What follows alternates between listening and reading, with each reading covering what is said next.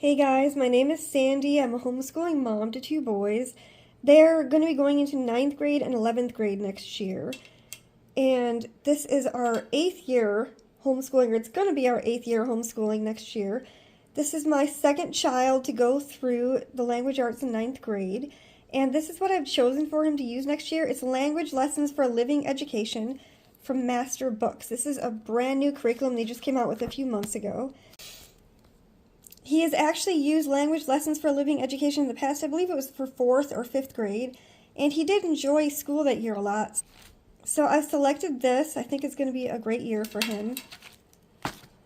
This is everything just from looking over the textbook that they cover. Literature, they only cover partial literature, so you need to add more to it. Grammar, critical thinking, essay writing, picture study, copy work and memory work, vocabulary, citing sources, speech skills, spelling, poetry. Now on the spelling, we're probably not going to use the spelling component of it because he is really good at spelling already. And I feel like he gets plenty of that from the copy work. There are 2 books that it comes with. The main textbook and the Pilgrims Progress. This is the Journey Journal, and this is published by Master Books. It's a little bit different than just reading from the regular Pilgrims Progress book. So this is the main textbook. I just want to bring up that the pages are really, really easy to rip out from here. They're separated, and they just come out easily. There is a schedule to follow in the very beginning. I don't think this is completely necessary because everything is clearly marked out for which pages you have to do in the lessons themselves. Let me show you guys a week of work in this book. See, everything's clearly marked out. You've got lesson 15. Over here it says lesson 15, exercise 1, day 71. The next day you've got lesson 15, exercise 2, day 72. So this week is starting off with a picture study. It says describe the scene from chapter 6 of Pilgrims Progress.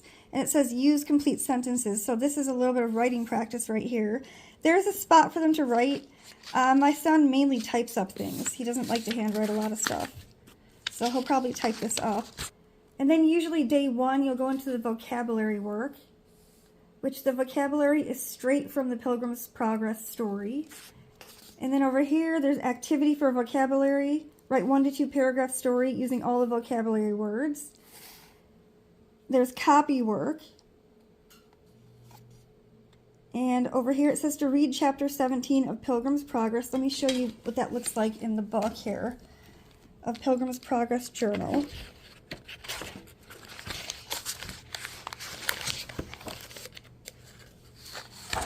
Chapter 17. These are the same vocabulary words that you saw in the lesson. Here's the memory verse that were from the lesson in the main textbook. And then you go into the chapter reading. There's not a whole lot of reading, and I know my son's going to be able to finish this in one day. So this is just one chapter, just a few pages. And that's the end of the chapter already there. And then there's a spot for a summary at the end of it.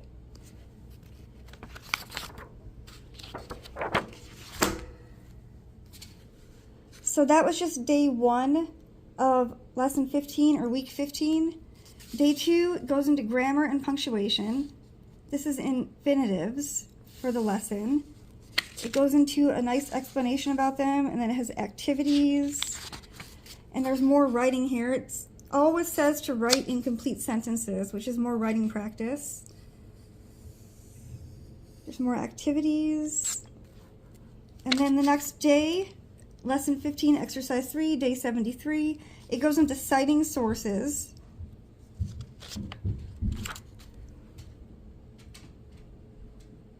And all of these lessons are pretty much 2 pages long. So it's very easy to follow along. Then next page, lesson 15, exercise 4, day 74. Literary, narratives, biography, autobiography, and memoirs. That's what this lesson is about. It says respond in complete sentences again. Little things like this he'll probably just handwrite, but bigger sections he'll be typing up. And then day 5 or exercise 5 is always going to be review for what they learned throughout the week. There's grammar review. So some other things I want to go into are different types of papers they're going to be writing throughout the year. I believe they're going to be writing all of these papers. It goes into 5 essay types: personal narrative, descriptive, expository, critical essay, and persuasive essay. I'm pretty sure they're going to end up writing a paper for all of those throughout the year. And let me show you the section on persuasive essay. It's lesson 29, exercise 3, day 143. It goes into an introduction about persuasive essays, which is really good that it breaks it down this much for them. It's giving them so much detail. And then they have to do some activities on it. Over here, they have to come up with 3 ideas for an essay. And then the next week, they actually start writing the essay. So this is going to be lesson 30, exercise 3, day 148. It talks about the thesis statement. It's so great that it breaks it down like this. And then they have to write their thesis statement below. And then over here, they have to write the opening paragraph, the supporting sentences, and the concluding paragraph. Okay, so this part over here, it tells them to write a brief outline for a 5-paragraph essay. If your child's already really proficient about writing 5-paragraph essays, you could always make this a little bit larger and add a few more paragraphs into the middle of it. And then down here, it says there is a rubric on page 441, so they know exactly what they're supposed to be putting into their essay.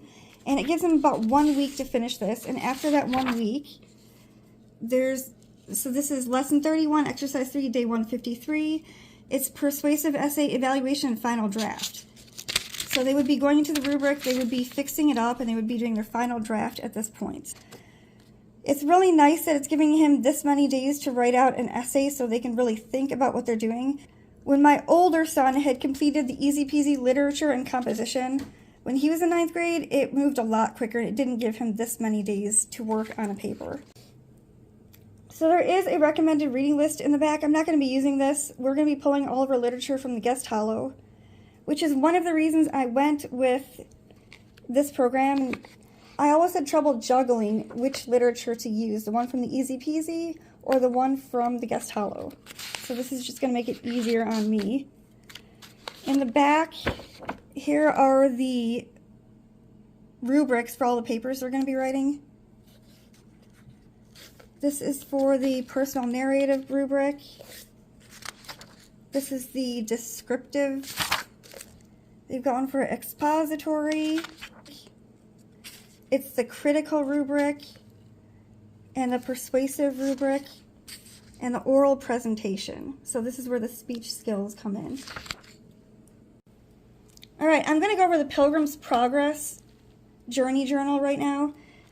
This is printed just by Master Books, just for this curriculum. You start with the table of contents, then the foreword, and chapter 1 is actually skipped in the curriculum. You jump straight into chapter 2. And of course, each chapter has all the vocabulary words and the memory verse, which I'm going to have my son just type up, like dictation. And here's a typical chapter. Looks like you've got like 1.5 pages over there, another 1.5 pages there, and then that's it. And then there's a spot for the summary, if you want your child to write out a summary after each chapter. And that's pretty much the entire book. So some of the reasons that I've chosen this instead of easy peasy literature and composition like my older son took, it's where we are in our homeschool right now. I wanted something a lot more straightforward and easy and all in one place. He can pretty much open this up and do everything on his own. The easy peasy, my older son had to like Google a lot of things if he wasn't sure how to do it. And also the literature was an issue. I was having trouble deciding whether to go with the literature from Easy Peasy or the literature from Guest Hollow. And this one, since it will only take him 1 day a week to read through the Pilgrims Progress, he will have plenty of other time for me to assign other books to him. And the one thing I am missing from Easy Peasy is it did have a lot of more famous authors. They were exposed to a larger amount of literature. The Easy Peasy had famous authors like O. Henry, Verne, Shakespeare, Edgar Allan Poe, Emily Dickinson. But I definitely think that after he goes through this program for 9th grade, we are going to go back to Easy Peasy for 10th grade and pick one of their high school language arts programs. So one thing I wanted to mention about this program is that it looks slightly repetitive, and I'm pretty sure that my son is going to be taking a break once or twice a year just to do a book study. He's been doing a few from Moving Beyond the Page this year. He may do some from Brave Writer. So I hope you guys found this closer look at language lessons for Living Education 9 helpful. If you have any questions, please leave them down below. Bye!